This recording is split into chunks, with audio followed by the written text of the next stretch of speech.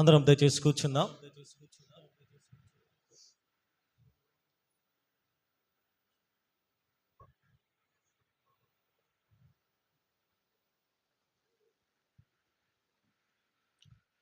దేవుని పరిశుద్ధ నామానికి మహిమ కలుగును గాక. Praise the lord. హల్లెలూయా. మన ప్రభును రక్షకుడైన యేసుక్రీస్తు నామంలో ఈ ప్రత్యేకమైన పునరుద్ధాన ఆరాధనకు వచ్చిన మీ అందరికీ నా యొక్క హృదయపూర్వక వందనాలు. దేవుడు మిమ్మల్ని మీ కుటుంబాలని దీవించును గాక. దేవుడు మనల్ని మన కుటుంబాలని గడిచిన కాలం అంతా కాపాడి భద్రపరిచి సజీవులకులో ఉంచి ఈ డిసెంబర్ మాసం ఈ సంవత్సరం ముగింపులోనికి దేవుడు మనల్ని ప్రవేశపెట్టాడు.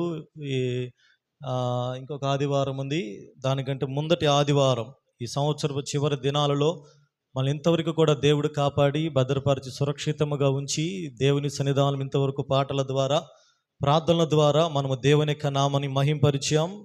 ఇంతవరకు మీ ఎదుటి నిలవబడి దేవుని యొక్క వాక్యాన్ని అందించడానికి దేవుడు నాకు ఇస్తున్న అవకాశాన్ని బట్టి కూడా అందరం ఒకసారి దేవునికి స్తోత్రాలు చెల్లిదాం. హల్లెలూయా. గడిచిన వారం మనము క్రిస్మస్ అంటే ఏమిటో మనం విన్నాము. క్రిస్మస్ అంటే క్రీస్తుని ఆరాధించుట. అది క్రిస్మస్ చేసుకోవాలి, పండగ చేసుకోవాలి. కాబట్టి పండగతోనే కాదు, కానీ క్రిస్మస్ అంటే ఏమిటంటే క్రీస్తుని ఆరాధించుట. అది మన పండుగలో ఆరాధన అనేది ఖచ్చితంగా ఉండాలి. ఏదో డిసెంబర్ 25నే కాదు, కానీ సంవత్సరం మొదలుకొని సంవత్సరాంతం వరకు 365 డేస్ కూడా మనం దేవుణ్ణి ఆరాధించాలి. ఆ ఆరాధన ఎలాగుండాలంటే ఆత్మతోనూ సత్యముతోనూ యథార్థముగా మనం దేవుని ఆరాధించాలి. అట్టి ఆరాధనే దేవునికి ఇష్టమైంది. అలాంటి వాళ్ళ కొరకే దేవుడు ఎదురు చూస్తున్నాడు. హల్లెలూయా. కాబట్టి ఈరోజు మనం క్రిస్మస్ అయినా అది కాకపోయినా నువ్వు దేవుని ఎలాగ ఆరాధిస్తున్నావు అనేది చాలా ప్రాముఖ్యమైన విషయం. యేసు ప్రభువారు పుట్టినప్పుడు మూడు రకాల తెగలు ప్రజలు యేసయ్యను ఆరాధించడానికి వచ్చారు. మొదటి గుంపులో జ్ఞానులు చాలా దూరం నుంచి, దాదాపు 2000 కిలోమీటర్ల నుంచి, తూర్పు దేశము నుంచి యేసయ్యను ఆరాధించడానికి వచ్చారు. Praise the lord. అంటే వాళ్ళు ఆరాధించడానికి వచ్చినప్పుడు వాళ్ళ దూరాన్ని లెక్క చేయలేదు. వాళ్ళు ఏది లెక్క చేయకుండా ఎలాగైనా మేము యెరూషలేమునికి వెళ్ళాలి, ఆ నక్షత్రాన్ని వెంబడించి వాళ్ళు వచ్చి ఆ ఆరాధన ఓన్లీ నోటితో మాత్రమే కాకుండా వాళ్ళు వచ్చి వాళ్ళ విలువైన కానుకల్ని యేసయ్యకి సమర్పించి వెళ్ళారు.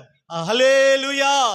బంగారము, బోలము, సాంబ్రాణిని తమ పెట్టెలు విప్పి ఆయనకి కానుకలుగా సమర్పించి వెళ్ళారు. హల్లెలూయా. కాబట్టి ఈరోజు మనము కూడా దేవుణ్ణి ఆరాధించాలి. మన శక్తి కొలది పూర్ణ బలముతో, పూర్ణ ఆత్మతో, పూర్ణ వివేకముతో, పూర్ణ మనసుతో మన దేవుడైన యెహోవాని మనం ఆరాధించాలి. అదే నిజమైన క్రిస్మస్. తర్వాత గొర్రెల కాపురులు వచ్చారని ఆరాధించడానికి. Praise the lord. వాళ్ళు ఆరాధించడం మాత్రమే కాదండి, వారు ఆరాధించి తిరిగి వెళ్ళేటప్పుడు వాళ్ళు విన్న వాటిని, కన్న వాటిని అందరికీ ప్రచురము చేశారు. Praise the lord. అంటే ఆరాధనలో రెండవదిగా మనం ఏం చేయాలి? నీ దేవుడు ఎవరో, నీ దేవుడు ఏమి చేయగలడో, నీ దేవుడు ఎలాంటి వాడో నువ్వు ఇతరులకి చెప్పగలిగేటట్టుగా ఉండాలి. మాకే జరగట్లేదు భాష, ఇంకా మేము ఇతరులకేమి చెబుతామంటే మనం దేవుడు నిజంగా ఆరాధించట్లేదండి. నువ్వు దేవుణ్ణి ఆరాధించడానికి వచ్చినప్పుడల్లా ఏమి జరిగిందో, నువ్వు ఏమి కనుగొన్నావో అది ఇక్కడ నువ్వు విన్న వాటిని, కన్న వాటిని నువ్వేం చేయాలి? వెళ్ళి ఇతరులకి నువ్వు ప్రకటించాలి. గొర్రెల కాపులు చేసింది అదే. వాళ్ళు ప్రచురము చేశారు యేసయ్య గురించి. కాబట్టి ఈరోజు నీ ఆరాధన ఎలా ఉంది? మూడవదిగా దేవదూతలు వచ్చారండి యేసయ్యను ఆరాధించటానికి.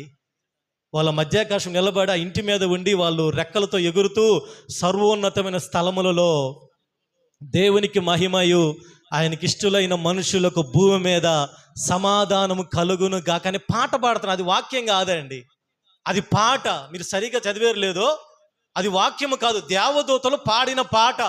మరి వాళ్ళు ఎలాగ ఏ కోరస్లో ఏ స్టైల్లో పాడారో మనకే తెలియదు, కానీ ఆ పాట పాడుతూ ఉన్నారు. సర్వోన్నతమైన స్థలంలో దేవునికి మహిమయు ఆయనకి ఇష్టలైన మనుషులకు భూమి మీద సమాధానం కలుగును గాక అని పాట పాడుతూ దేవుణ్ణి ఆరాధిస్తూ ఉన్నారు. కాబట్టి క్రిస్మస్ దినాల్లో నీవు నీ దేవుడైన యేసయ్యని, రక్షకుడిని, నీ కొరకు తన ప్రాణము పెట్టిన యేసుని నువ్వు ఎలాగ ఆరాధించడానికి సిద్ధముగా ఉన్నావు? Praise the lord. ఆరాధనలో శక్తి ఉంటుందండి, ఆరాధనలో బలం ఉంటుంది, ఆరాధన పరిస్థితులు మారుస్తుంది, ఆరాధన బలహీనలు బలవంతులుగా మారుస్తుంది, ఆరాధన శక్తిహీనులు శక్తివంతులుగా మారుస్తుంది. దేవుని ఆరాధించినప్పుడు అనారోగ్యంతో ఉన్నప్పుడు ఆరోగ్యవంతులుగా మార్చబడతారు. Praise the lord. దేవుణ్ణి ఆరాధించినప్పుడు బలహీనమైన వ్యక్తులు బలమైన వ్యక్తులుగా మార్చబడతారు. దావీదు జీవితంలో మనం అదే చూస్తాం. దేవుని ఎక్కువగా ఎంతగా ఆరాధించాడంటే తన శక్తి కొలది మైమరిచిపోయి దావీదు దేవుని ఆరాధన చేస్తూ ఉంటే సౌలుకి పట్టిన దురాత్మ వెడలిపోతా ఉంది. Praise the lord. ఆరాధన మన దగ్గర ఉన్నంత శక్తి. Praise the lord. మనము కూడా దేవుని ఆరాధించినప్పుడు ఏం చేయబడతా ఉంటాయి? మన జీవితాల్లో మన కుటుంబాల్లో ఉన్న ప్రతి దురాత్మ అంధకార చీకటి శక్తులన్నీ కూడా బయటికి వెళ్ళిపోతాయి. హల్లెలూయా. అదే నిజమైన ఆరాధన. ఏదో బలవంతముగా ఏదో ఆరాధించాలంటే ఏదో లేకపోతే ఆదివారం లేకపోతే పాస్టర్ గారికి కనపడాలి, హాజరేపించుకోవాలి, లేకపోతే పాస్టర్ రోడ్డు మీద కనపడితే అడుగుతాడేమో ఈరోజు ఎందుకు చర్చికి రాలేదని. అది నిజమైన ఆరాధన కాదండి. నిజమైన ఆరాధన నిన్ను ఎలాగైనా అది నిన్ను బలవంతానుగా రాదు, కానీ అది ఎలాగుంటుందంటే అది నీ యొక్క శక్తి కొలది, నీ అంతటా నీవే అది స్వేచ్ఛాపూర్వకముగా నేను ఈరోజు మందిరానికి వెళ్ళాలి, నేను ఈరోజు ఆరాధనలో పాల్గొనాలి, నేను ఆరాధనలో పాల్గొని నేను ఆరాధనలో నిలబడాలి, చప్పలు కొట్టాలి, నేను వాయిద్యాలు వాంచాలి, లేకపోతే నేను దేవుని ఆరాధనలో పాల్గొని నేను దేవుని మహిమతో నింపబడాలి. హల్లెలూయా. పరలోకంలో జరిగేది అదేనమ్మా. పరలోకం వెళ్ళటానికి ఎంతమంది ఇష్టంగా ఉంది? భాషగా అప్పుడే పరలోకం వెళ్ళమని ఇంకా చాలా ఉన్నాయి, ఒక్కరు కూడా చేయత్తలేదండి. హల్లెలూయా. ఇంకోసారి ఎత్తండి. పరలోకం వెళ్ళాలని ఎంతమందికి ఇష్టంగా ఉంది?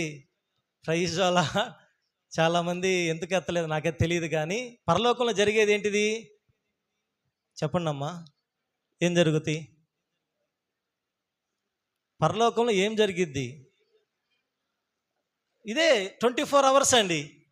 మళ్ళీ మీరు వేరే దగ్గరికి పరలోకంలో బైబిల్లో చెప్పినాడు అక్కడ ప్రేమ విందు లేకపోతే ఇవన్నీ ఉంటాయి అనుకోవాక. అక్కడ ఏది ఉండదు. 24 గంటలు కూడా దేవుని ఆరాధించటం. యెషయా గ్రంథం 6వ అధ్యాయంలో దేవదూతలు ఎప్పుడు కూడా వాళ్ళు ఆరాధన ఆరాధన. Praise the lord.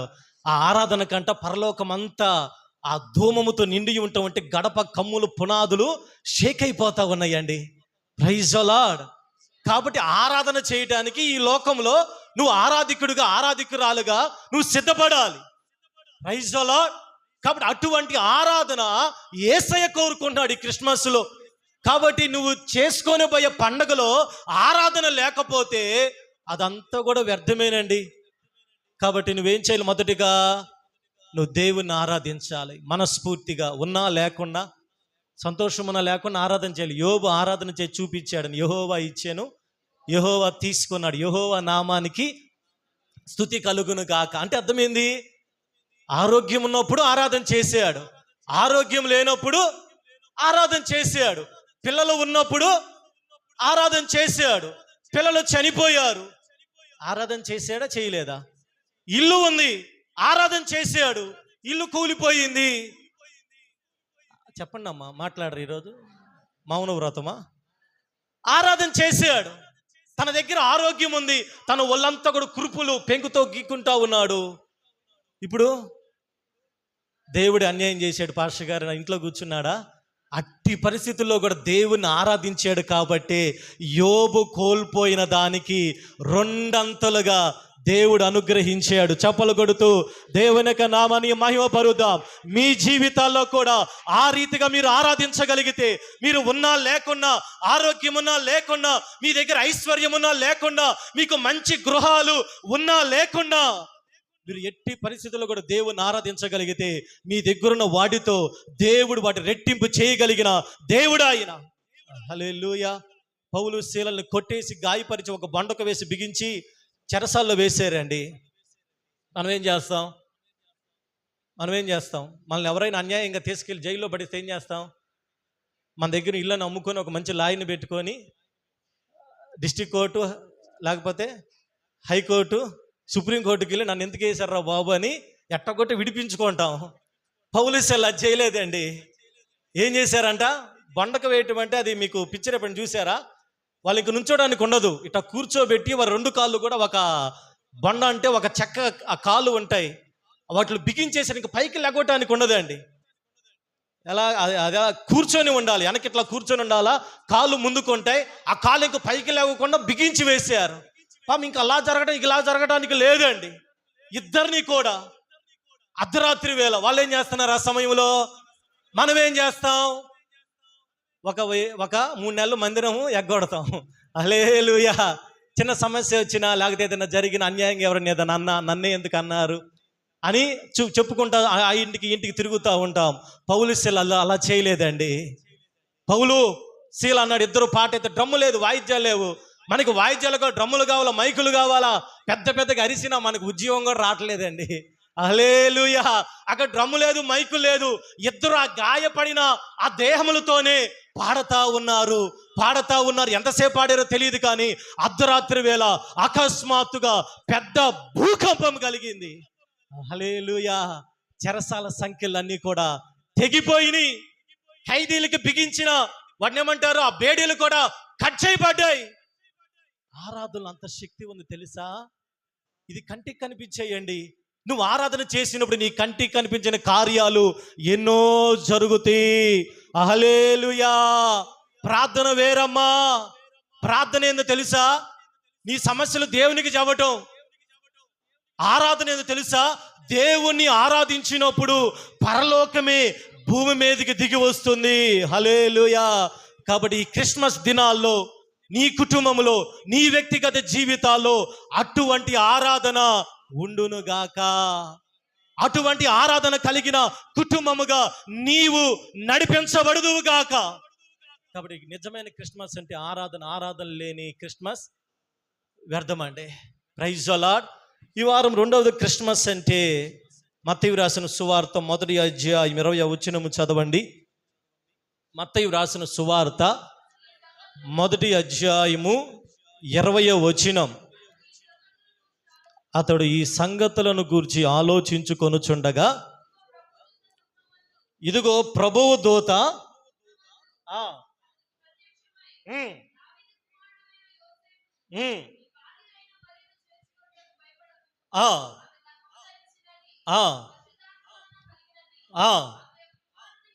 ఆమె ఒక కుమారుని కనును,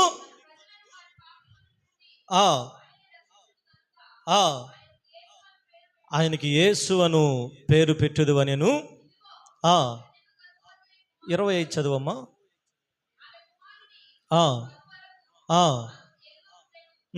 24 నుంచి చదువు. యేసేపు నిద్ర మేలుకొని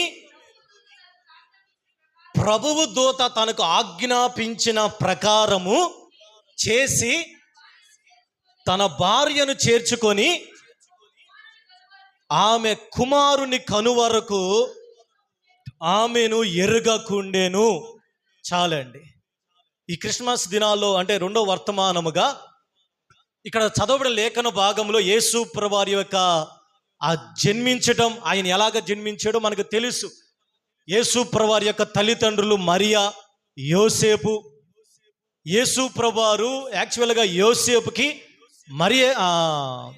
మరియకి మ్యారేజ్ అవ్వకముందే నిశ్చితార్థము చేయబడిన తరువాత మరియమ్మ గారికి గర్భవతి అని యోసేపు గారికి తెలిసింది. ఏ మగ వ్యక్తి అయినా ఏమి చేస్తాడు చెప్పండి అమ్మా, ఇటు వచ్చేసేయండి, మెసేజ్లోకి వచ్చేసేయండి. ఏ మగ వ్యక్తి అయినా తన భార్య మ్యారేజ్ కాకముందే చేసుకోబోయే భార్య గర్భవతి అని తెలుసుకొని ఏమి చేస్తాడు చెప్పండి? డౌట్ పడతాడు. లేకపోతే చెప్పండి, ఆ హిందువుల గ్రంథాలు మనం మాట్లాడకూడదు. రాముడు ఏం చేశాడు? ప్రైజ్ ఏం చేశాడంట? సీతను ఏం చేశాడండి? తెలియదు. ఎవరికైనా తెలుసు? అడవికి వెళ్ళాడా? అగ్నిలో దూకమన్నాడా? అడవికి వెళ్ళాడా? చెప్పడం తెలీదు. ఫస్ట్ మీకు ఎవరికి తెలియదట్టుంది. అగ్నిలో దూకమన్నాడు కదా, కాదా? పరీక్షలు అంటే చూడండి, అంటే లోక సంబంధముగా పరీక్షలు పెట్టాడు. కానీ యోసేపు ఏమనుకున్నాడంటే ఆలోచిస్తా ఉన్నాడు. ఎలా జరిగింది, అమ్మో ఎలా వచ్చింది, మ్యారేజ్ అవ్వలేదు కదా, తన భార్యని విడిచిపెట్టేసి ఇంకా వదిలేద్దాం అనుకున్న సమయంలో యోసేపుని అర్ధరాత్రి వేళ యోసేపుకి ఒక దర్శనము, ఒక కల వచ్చిందండి.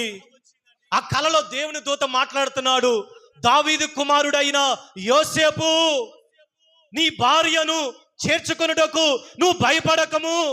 ఆమె గర్భవతి అయినది, అది ఏ మనిషి ద్వారా కాదు, అది రక్త మాంసముల ద్వారా కాదు, ఆమె స్వయాన పరిశుద్ధాత్మ వలన గర్భము ధరించిందయ్యా. హల్లెలూయా.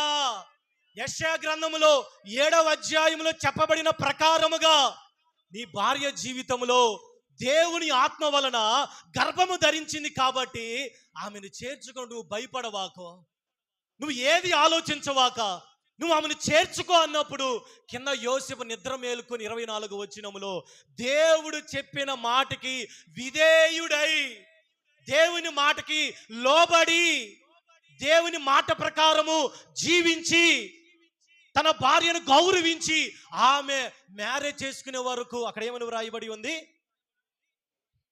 తన భార్యను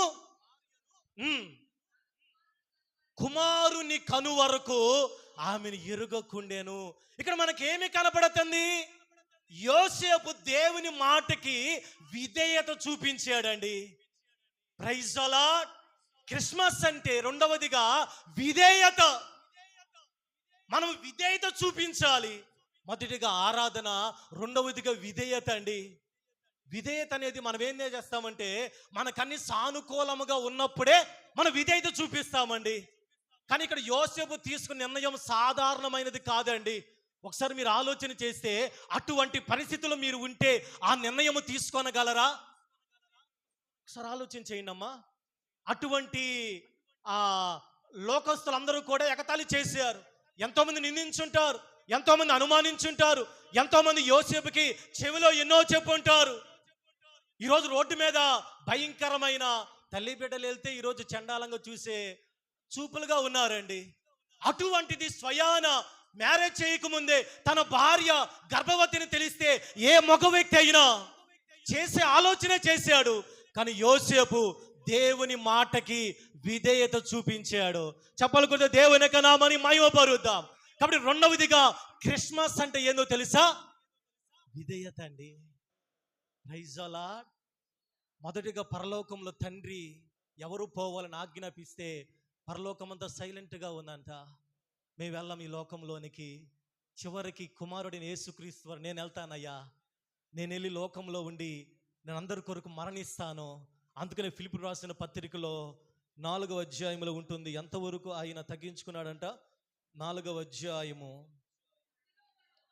చదవండి ఆ మాట.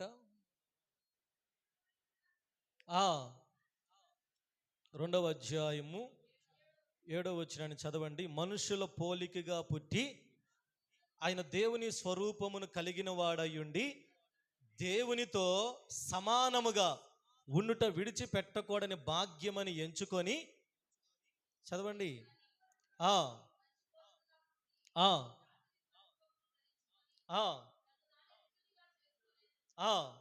మరియు ఆయన ఆకారమందు మనుషుడిగా కనపడి మరణము పొందునంతగా, అనగా సిలువ మరణము పొందునంతగా విధేయత చూపిన వాడై తన్ను తాను తగ్గించుకున్నాడండి. హల్లెలూయా. యేసయ్య విధేయత చూపించాడండి. ఒకవేళ యేసయ్య ఆ రోజు మౌనంగా ఉంటే, విధేయత చూపించకపోతే ఈరోజు మనకి రక్షణ అనేది దొరికేది కాదండి. మనం అందరూ నరకానికి వెళ్ళిపోయే వాళ్ళం.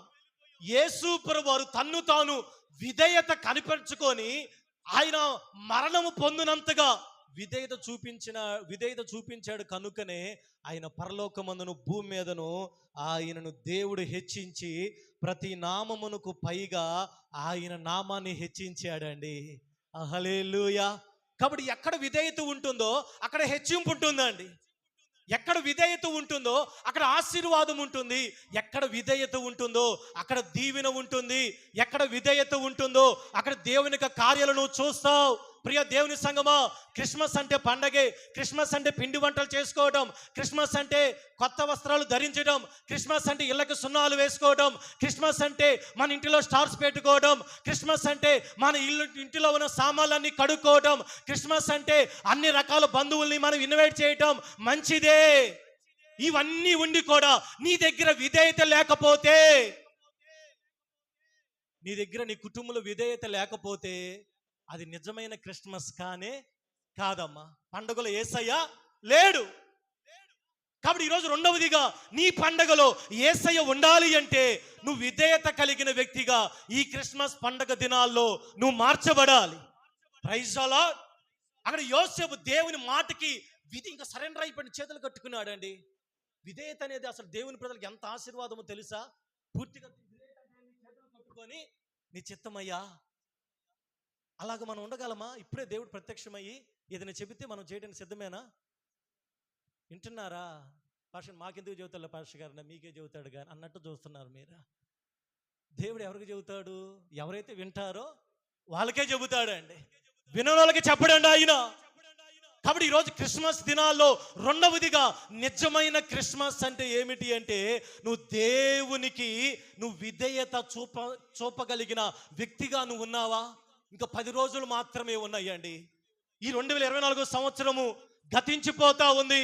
ఈ సంవత్సరం ఎన్నిసార్లు మనం అవిధేయులుగా ఉన్నాం, దేవుని మాటని మనం నిర్లక్ష్యముగా ఉన్నాం. ఎంతోమంది దైవజనులు వచ్చి ఎన్నో మాటలు చెప్పి వెళ్తున్నారు కదా, ఎన్నోసార్లు ప్రార్థనలు జరిగినాయి కదా, ఎన్నోసార్లు దేవుని మాటకి మనం ఎప్పుడైనా విధేయత చూపించిన వారిగా మనం ఉన్నామా? అందుకని ఇర్మియా గ్రంథములో 42వ అధ్యాయము 6వ వచనాన్ని చదవండి. ఇర్మియా గ్రంథము 42వ అధ్యాయం 6వ వచనం చదవండి.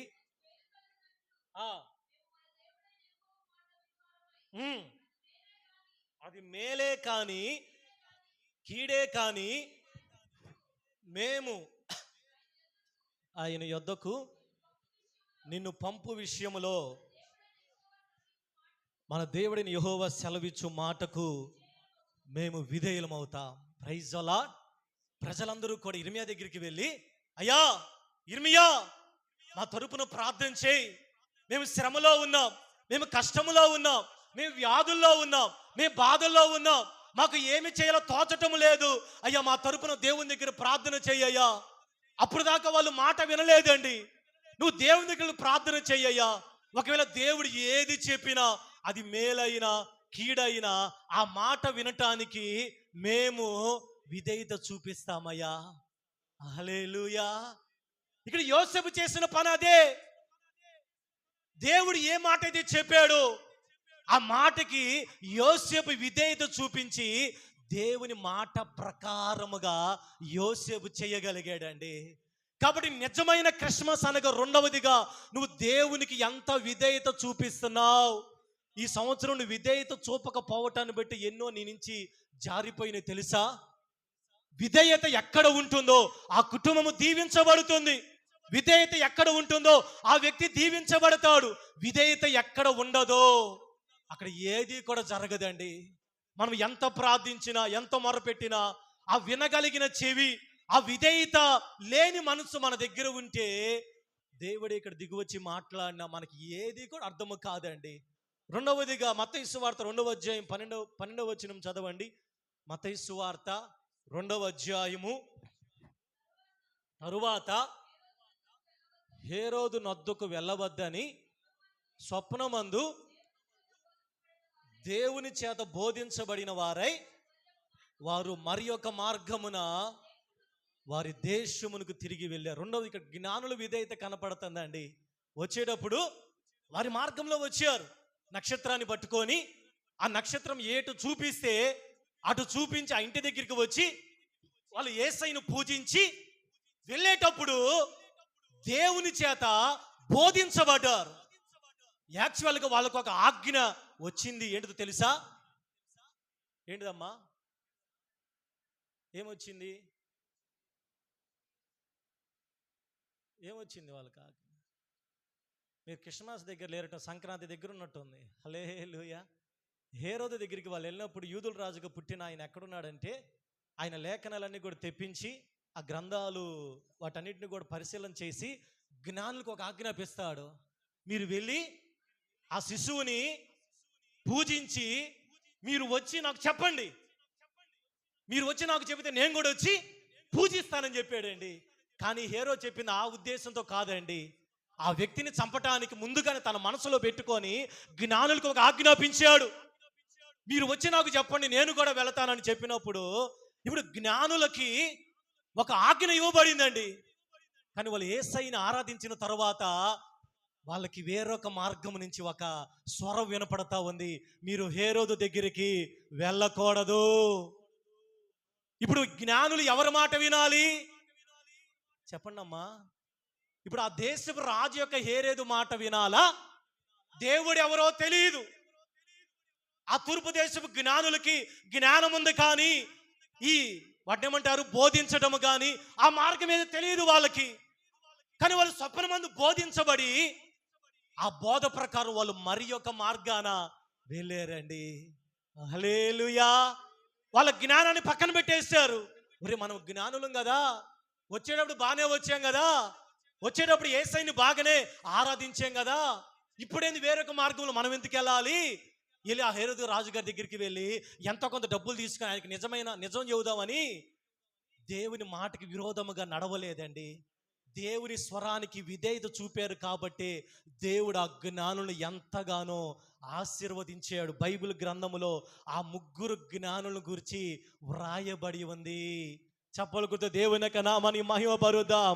కాబట్టి క్రిస్మస్ పండగ దినాలలో ప్రియ దేవుని సంగమా, ప్రియ విశ్వాసులారా, ప్రియ దేవుని ప్రజలారా, ప్రియ సంఘ బిడ్డలారా, మీ దగ్గర విధేయత ఉందా? మొదటిగా మీరు దేవుని యొక్క మాటకి మీరు విధేయత చూపగలుగుతున్నారా? దేవుని మాటకి మనం విధేయత చూపిస్తున్నామా? దేవుడు వదులుకోమంటే మనం వదులుకోగలుగుతున్నామా? దేవుడు విడిచిపెట్టమంటే మనం విడిచిపెట్టగలుగుతున్నామా? దేవుడు చూడొద్దు అంటే దాన్ని చూడకుండా ఉంటున్నామా? దేవుడు మన నోటి నుంచి అనద్దు అంటే దాన్ని అనకుండా ఉంటున్నామా? అదే విధేయత. దేవుడు మిమ్మల్ని ఏదైతే చేయొద్దు అన్నాడంటే దాన్ని చేయకుండా ఉండగలుగుతున్నారా? అదేనండి విధేయత. మనమేం చేస్తున్నాం? యాకోబు భక్తుడు అంటున్నాడు 2వ అధ్యాయములో, మొదటి అధ్యాయము 22వ వచనాన్ని చదవండి. యాకోబు రాసిన పత్రిక మొదటి అధ్యాయము 22వ వచనాన్ని చదవండి. మీరు వినువారు మాత్రమే అయ్యుండి మిమ్మల్ని మీరు మోసపుచ్చుకొనకుండా వాక్యము ప్రకారము ప్రవర్తించువారినై ఉండాలండి. వినువారు మాత్రమే ఉండద్దమ్మా. Praise the lord. ఈ సంవత్సరం మీరు ఎన్నిసార్లు వినువారు మాత్రంగానే ఉన్నారు? పాస్టర్ గారు చెప్పుకుంటారులేండి. పాస్టర్ గారు ఎన్నైనా చెబుతారు.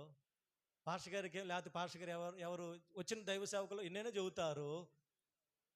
చాలాసార్లు మనం అది అనుకుంటామండి. అట్లాగుంటే ఏ ప్రయోజనం ఉండదండి. యాకోబు అంటున్నాడు, మీరు వినువారు మాత్రమే, మీరు ప్రేక్షకులుగా మాత్రమే ఉండద్దు.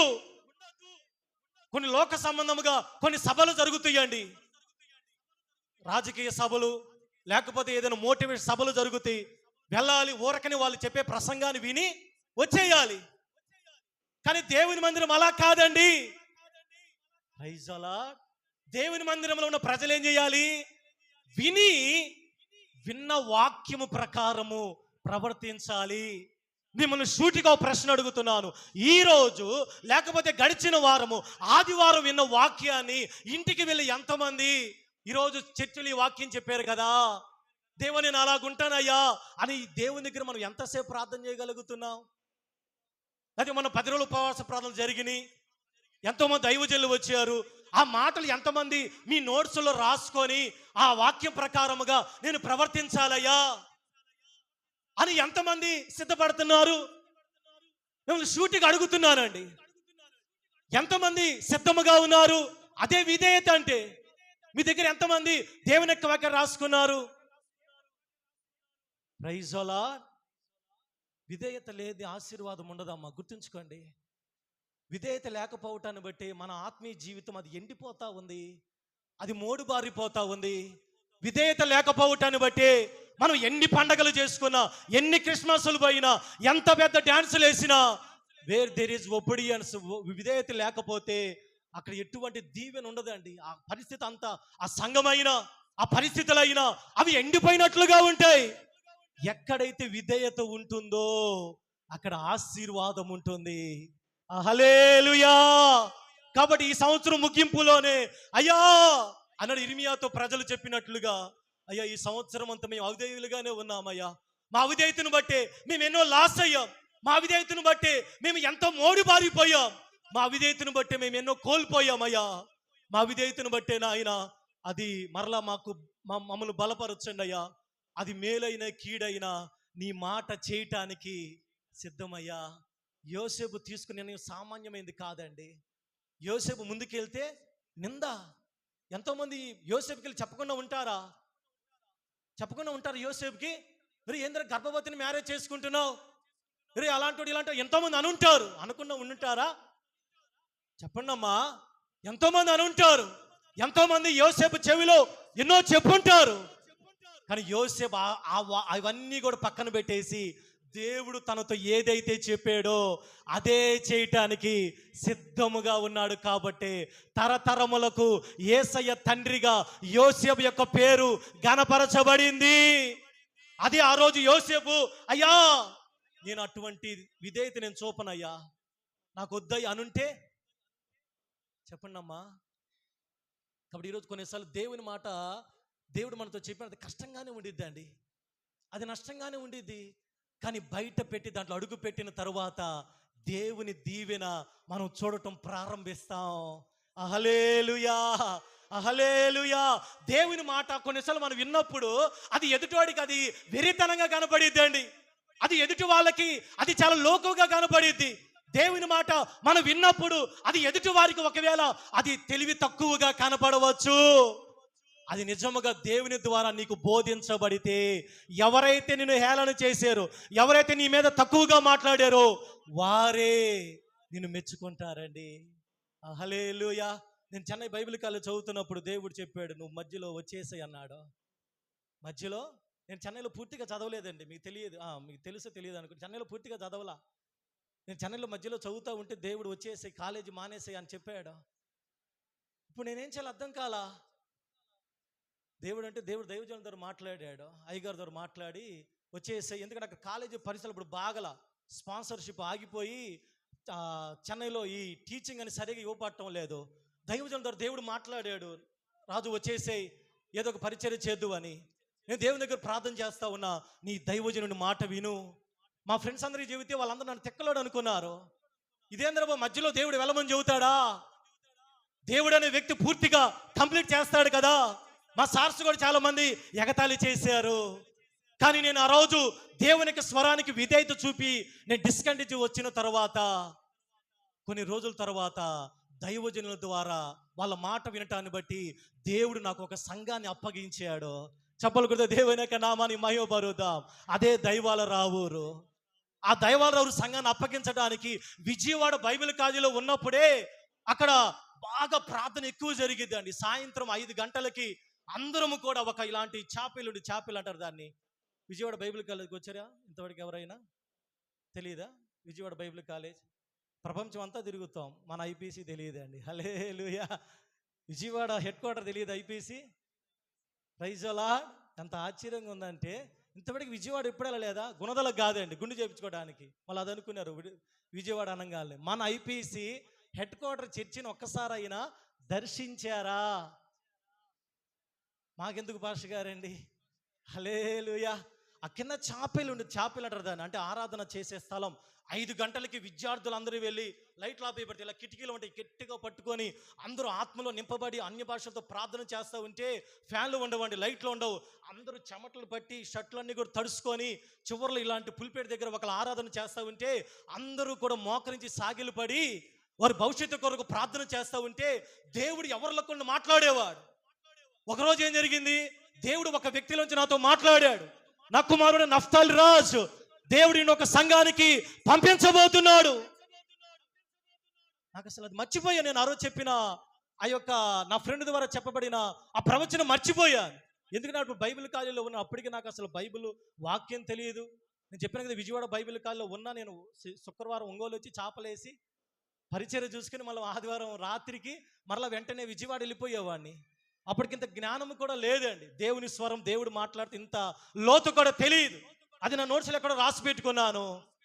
రోజులు గడిచిపోతాను. తర్వాత నాకు దర్శనం వచ్చింది. కొంతమంది స్త్రీలు వచ్చి ఒక పొలంలో నిలబడి మా సంఘానికి వచ్చి వాక్యం చెప్పాలి అని ఒక దర్శనంలో కనపడిన తర్వాత అది రాసి పెట్టుకున్నాను. తర్వాత చెన్నై వెళ్ళిపోయాను. ఆ రాసుకుని ఆంతుని ఉండిపోయి తర్వాత డిస్కంటిన్యూ చేసి తిరిగి వచ్చాను. తిరిగి వచ్చిన తర్వాత ఏదైతే చెప్పబడిందో అదే వాక్యము దైవజనుల ద్వారా ఆ సంఘంలో అడుగుపెట్టిన తర్వాత నెరవేర్చబడిందండి. అక్కడ అడుగుపెట్టిన తర్వాత దేవుడిచ్చిన ఆ దర్శనము, ప్రవచనము నెరవేర్చబడింది. ప్రైజ్ ద లార్డ్, హల్లెలూయా. అదే నేను ఆ రోజు చెన్నైలో డిస్కంటిన్యూ చేయకపోతే నాకు ఒక అనుభవం అనేది వచ్చేది కాదండి. ఇప్పుడు ఆ రోజు నాకు ఇప్పుడే నాకు గుర్తొస్తూ ఉండేది. చెన్నైలో ఆ రోజు డిస్కంటిన్యూ అందరు ఎగతాళి చేశారు. దేవుడు చెప్పాడంట, పిచ్చోడు దేవుడు చెప్పలేదు అన్నారు. కానీ ఎవరైతే హేళన చేశారో, ఎవరైతే వీడు ఒకవేళ అనుకున్నారో తర్వాత వాళ్ళే మెచ్చుకున్నారండి. నఫ్తాలి, నువ్వు ముందెళ్ళటం మంచిదే అయింది. నీ వెళ్ళిన తర్వాత కాలేజీ అంతా కూడా చాలా భయంకరమైన పరిస్థితులు జరిగినాయి. తర్వాత మళ్ళీ దేవుడిని దర్శించి కేరళ వెళ్ళమని చెప్పాడు. Praise the lord. కాబట్టి దేవుని మాట కొన్నిసార్లు మనం ఏమనుకుంటామంటే 99% దేవుడు మంచే చెబుతాడు. ఈ సోది చెప్పేవాళ్ళు చెబుతారు కదా, మంచే చెబుతానమ్మా. చెప్పండి, నీకు జరగబోయేదే అలాంటి వినవాకనండి. అంచె దినాలు నిజంగా అయ్యే జరుగుతున్నాయండి. మంచే చెబుతున్నారండి, మంచే చెబుతున్నారు. నీ మనసులో ఏది ఉంటే అదే చెబుతున్నారండి.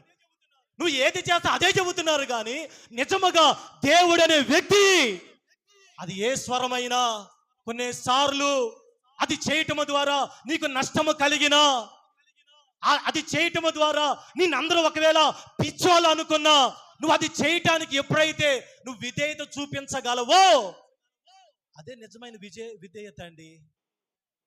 నువ్వు ఆప్షన్ నీ లోపల పెట్టుకుని నేను ఇలాగ ఉండాలయ్యా, నా గురించి ప్రార్థన చేయ్యా, ఇప్పుడు ఎదురు చెప్పాను అదే చెబుతారండి. నీకు అది వచ్చింది పో. ప్రైజ్ అలా. కాబట్టి దేవుడు నాతో ఇది చెప్పాడండి, మనం అదే చెప్పుకుంటా ఉంటాం. అది కాదండి. నువ్వు నిజముగా విధేయత అంటే దేవుడు నీకు ఏదైనా కష్టము కలిగిన పని చెప్పినా, దేవుడు నీకు ఏదైనా అది మేలైనా, అది ఏదైనా, యోసేపు విధేయత చూపించడానికి అతడు ఒక నిందను ఎదుర్కొని పోతున్నాడండి. అతను అడుగుపెట్టే ఆ జీవితం సామాన్యమైంది కాదండి. బలమైన నిర్ణయాన్ని తీసుకున్నాడు, నిలబడ్డాడు. కాబట్టే యోసేపును దేవుడు ఎంతగానో ఘనపరిచాడు. కాబట్టి మొదటిగా మీరు దేవుని మాటకి విధేయత చూపించగలుగుతున్నారా? దేవుని మాటకి ఎవరైతే విధేయత చూపిస్తారో దేవుడు వారిని శక్తివంతముగా వాడుకుంటాడండి. హల్లెలూయా. దేవుని మాటకి ఎవరైతే సరెండర్ అవుతారో వారి జీవితాలు ఎంతగానో ప్రభావితం చేయబడతాయి. దేవుని మాటకి, దైవజనుల మాటకి ఎవరైతే సరెండర్ అవుతారో దేవుడు వారి జీవితాలు ఎంతగానో దీవించగలిగిన దేవుడు ఆయన. ఈరోజు దేవుడు నన్ను వాడుకున్నాడంటే నా శక్తి సామర్థ్యాలు కాదండి. దైవజనుల దగ్గర ఎంతగానో విధేయత చూపించి ఇప్పటికీ కూడా అదే సాక్ష్యము వాళ్ళ దగ్గర ఉంది. కాబట్టి వాళ్ళ దగ్గర ఆ గౌరవం ఉందండి. హల్లెలూయా. దైవజనులు ఎక్కడికి వీళ్ళ మహాత్మీయ కుమారుడు అని చెప్పుకుంటారు. కాబట్టి కారణం ఏంది చెప్పండి అమ్మా? వాళ్ళ దగ్గర విధేయత, మందిరంలో విధేయత, వాళ్ళ దగ్గర చేసిన పరిచర్యతో పాటు ఇంకా ఎక్కువ పనులు చేశాం. వాటన్నిటిని బట్టి వాళ్ళు గుర్తించారు. కాబట్టి ఈరోజు దైవజనులుగా వాళ్ళు ఎక్కడికి వెళ్ళినా ఇవన్నీ అక్కడ ఎలాగొచ్చినాయి? చదువుని బట్టి కాదండి. చదువు లేదండి అంటే బైబిల్ స్టడీ కాదంటంలా. బైబిల్ స్టడీ లేదేమో. అక్కడికి వెళ్తే మీలాగా మీరు ఎలా చదువుకున్నారో ఒక బుక్స్ ఇస్తారా, అవి చదువుకోవాలి. 6 నెలలకు ఒకసారి సెమిస్టర్ ఎగ్జామ్ దొరికితే వాటిలో పాస్ అవ్వాలి. మళ్ళీ 6 నెలల తర్వాత ఎగ్జామ్ దొరుకుతాయి, వాటిలో మంచి మార్కులు తెచ్చుకోవాలి, రాయాలు వచ్చేయాలి. అక్కడేమి లేదండి. విధేయత ఎక్కడ నేర్చుకుంటాం చెప్పండి? బైబిల్ కాలంలో ఉన్నదండి. ఎక్కడ నేర్చుకుంటాం? సంఘములో, దైవజనుల దగ్గర. దేవుడు మాట్లాడినప్పుడు నీ మాట, ఆ మాటకి నీ విధేయత ఎప్పుడైతే చూపిస్తావో నీ జీవితంలో ఆశీర్వాదానికి మొదటి మెట్టు విధేయత. హల్లెలూయా. జ్ఞానులు విధేయత చూపించారు, యోసేపు విధేయత చూపించాడు. మరియా, లూకా సువార్త 1వ అధ్యాయం 38వ వచనాన్ని చదవండి. లూకా సువార్త 1వ అధ్యాయం 38వ వచనం. ఉమ్. నీ మాట చొప్పున నాకు జరుగును గాక. హల్లెలూయా. మరియతో కూడా దేవుడు చెప్పాడు, మాట్లాడాడు, మరియా అమ్మ నువ్వు ధన్యురాలివి, పరిశుద్ధాత్మ వలన నువ్వు గర్భము ధరిస్తున్నావు. మరి అడిగింది, అయ్యా నేను పురుషుని ఎరగలేదే, నాకు ఇంకా వివాహం కాలేదు, ఇదలా నాకు తెలియను, ఇదేంది ఆశ్చర్యంగా ఉంది. అడిగితే వెంటనే దేవుడు మాట్లాడాడు మరియని, అమ్మా నువ్వు పురుషుని ఎరకపోయినా నువ్వు గర్భము ధరించేది పరిశుద్ధాత్మ వలన. సర్వోన్నతిని శక్తి నిన్ను కమ్ముతుంది. పరిశుద్ధాత్మ దేవుడు నీ మీదకి వస్తాడు కాబట్టి పుట్టబోవు శిశువు పరిశుద్ధుడిగా ఉంటాడండి అని చెప్పినప్పుడు మరియ వెంటనే ఏమైంది, జరిగితే జరిగిందిలే, అమ్మ అలా ఎందుకు జరుగుతుందయ్యా, లేకపోతే ఇలాగెందుకు అనలేదండి. ఏమన్నంటే వెంటనే మరియా నీ మాట చొప్పున జరుగునుగాక. హల్లెలూయా. ఇప్పుడు మరియా తీసుకున్న నిర్ణయం ఎలాంటిది చెప్పండి అమ్మా. మరియతో చెప్పిన మాట, ఇక్కడున్న స్త్రీలు చాలా మంది ఉన్నారు కదా, నేను అడుగుతున్నా, ఒకవేళ మీతో చెబితే ఫ్రాంక్గా మాట్లాడదాం, చెప్పండి అమ్మా. అదే అట్ట చూస్తున్నారు. హల్లెలూయా. దేవుని దూత మరియతో చెప్పినట్లుగా ఈరోజు మీకు ప్రత్యక్షమై అదే మాట మీతో చెబితే, దేవుడిని ఊరుకోండి పాస్టర్ గారండి, దేవుడు అలాగా ఎందుకు చెబుతాడు? అలాంటి విషయాలకున్న తీసుకువెళ్ళగలిగితే ఆ మాట మనం వినగలమా? వెంటనే దేవుని చెప్పగలమా? నీ మాట చాలయ్యా, నీ చూపు చాలయ్యా. పాట పాడటం కాదు, నోరకనే పాటలో ఏముంది, ఆ పాటలో ఏముంది? నీ మాట చాలయ్యా. ఆ వచనాలు ఇప్పుడు చదివి దాంట్లో ఏమైనా పాడారా? ఏం పాట వచనాలు? ఎన్ని బాధలున్నను ఇబ్బందులైనను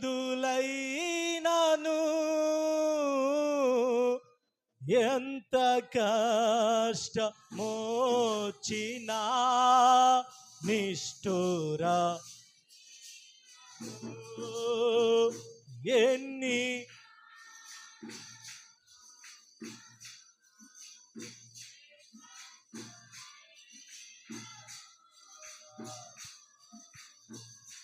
ఎంత కష్టమొచ్చినా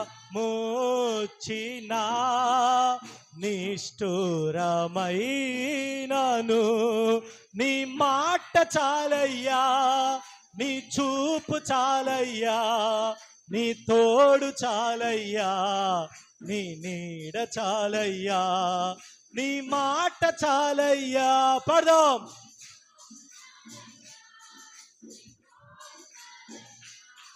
నీ నీడ చాలయ్యా, నీ ఉంటే నాకు చాలు యేసయ్యా,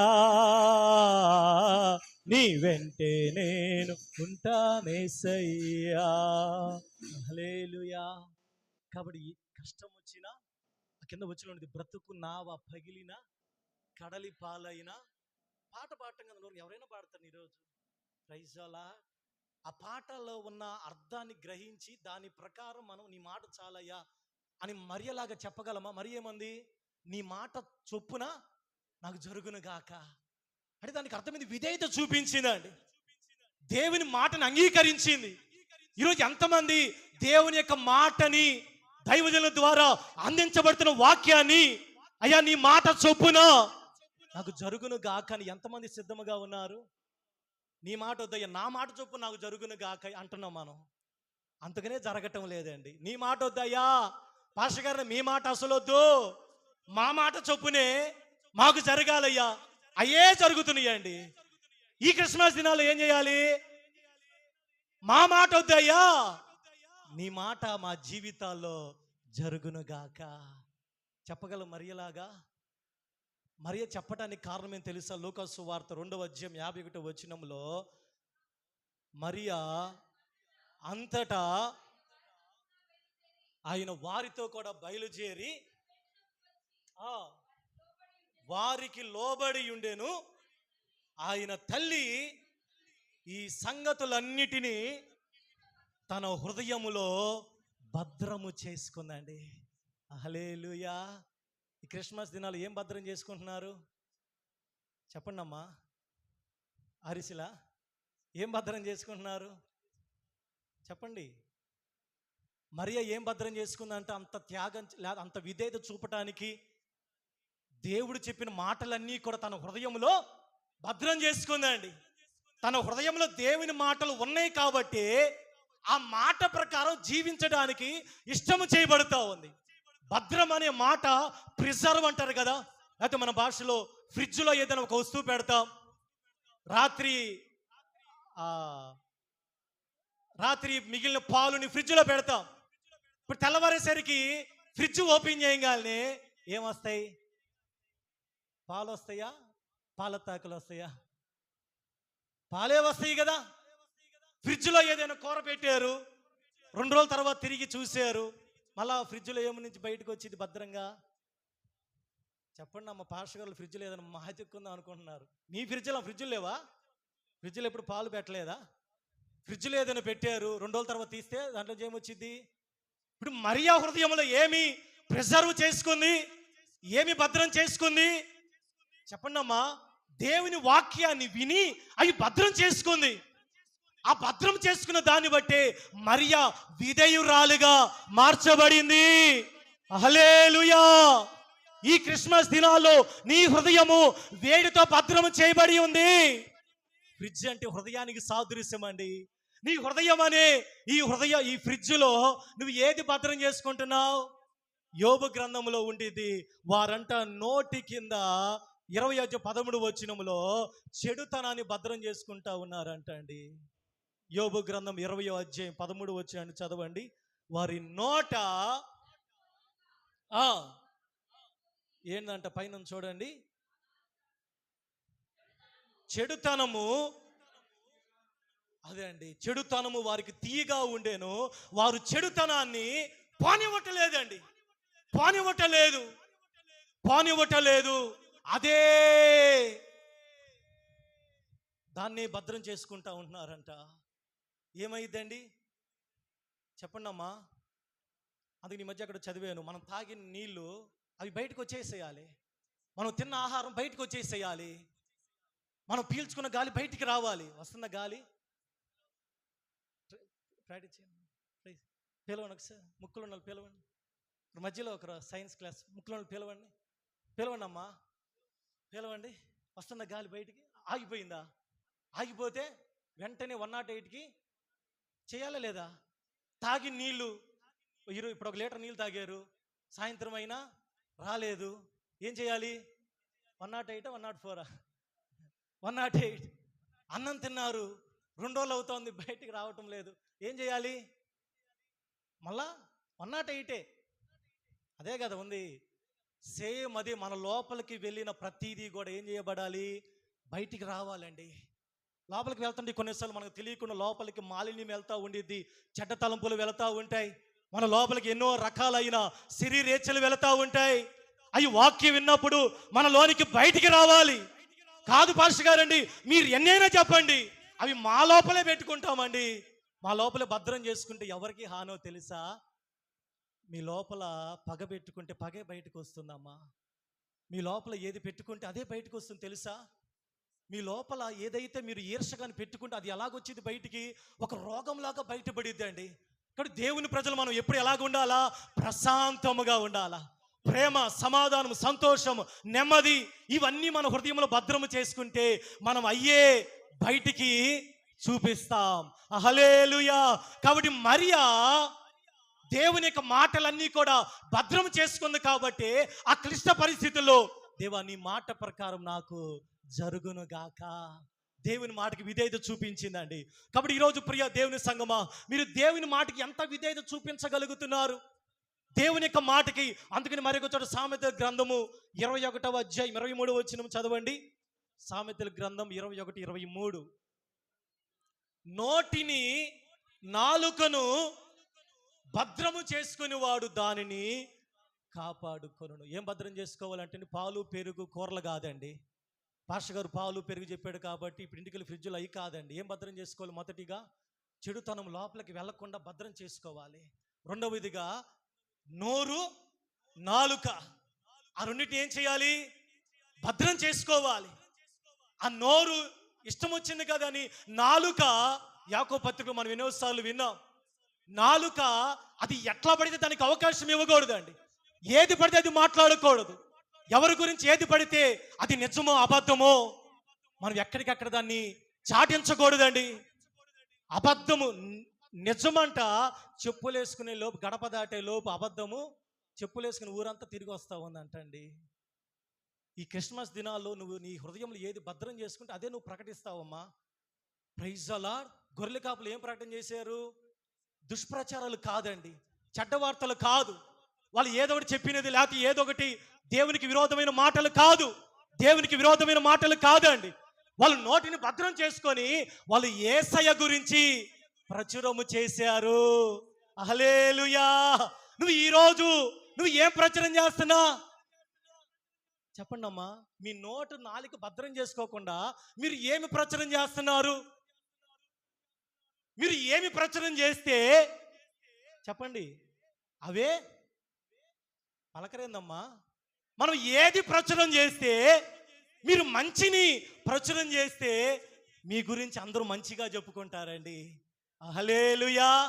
మీరు చెడు ప్రచురం చేస్తే మీ గురించి అందరూ మంచి చెప్పుకుంటారా? చెడే చెప్పుకుంటారండి. మీరు ఎదుటి వారి గురించి నిందలు ప్రకటిస్తే మిమ్మల్ని మంచిగా ప్రచురం చేస్తారా? మీ గురించి కూడా చెడ్డగానే చెబుతారండి. కానీ ఈరోజు నువ్వు క్రిస్మస్ దినాల్లో మరియా గొర్రెల కాపరులు వాళ్ళు ఏదైతే విన్నారో, వాళ్ళు ఏదైతే చూశారో ప్రతిదీ నిజమని నమ్మవాకండి. హల్లెలూయా. కళ్ళతో చూడండి. గొర్రెల కాపరులు చూశారు, వాళ్ళు చూచినదే ప్రచురము చేశారు.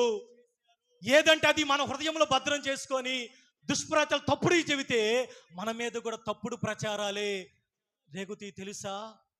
కాబట్టి మరియా విధేయత చూపి దేవుని మాటని తన హృదయంలో భద్రము చేసుకుంది. కాబట్టి మరియ దగ్గరికి దేవుని దూత వచ్చి, మరియా దయాప్రాప్తురాలా, నీకు శుభం, ధన్యురాలు.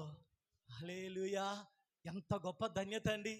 ఒక యేసయ్యని గర్భం మోసి లోకానికి ఇచ్చిందంటే మరియని మనం ఎంతైనా చెప్పండి ఆరాధించాలా. అందుకని చాలామంది ఆరాధిస్తున్నారు, అది రాంగ్.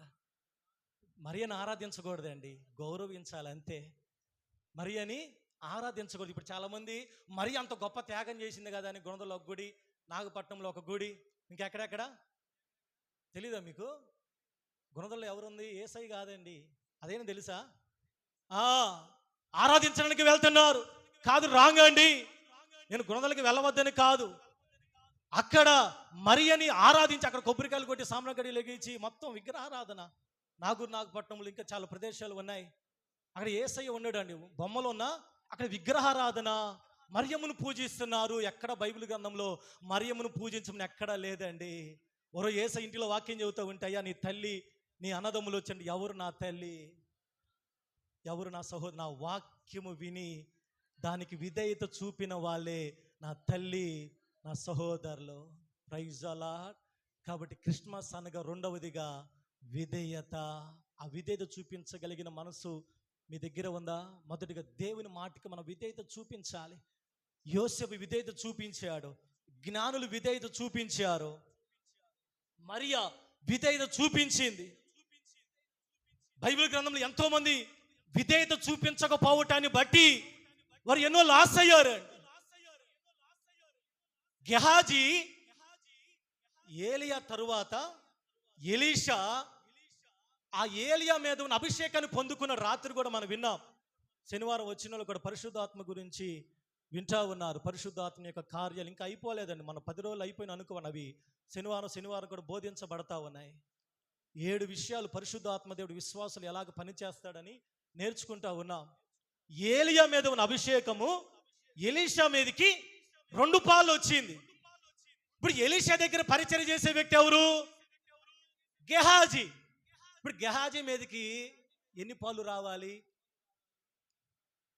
1 పాలు, లేకపోతే 2 పాలు, లేకపోతే ఎలీషా లాగా విశ్వాసం ఉంటే 4 పాలు. 1:2, 2:2, 4 రావాలి.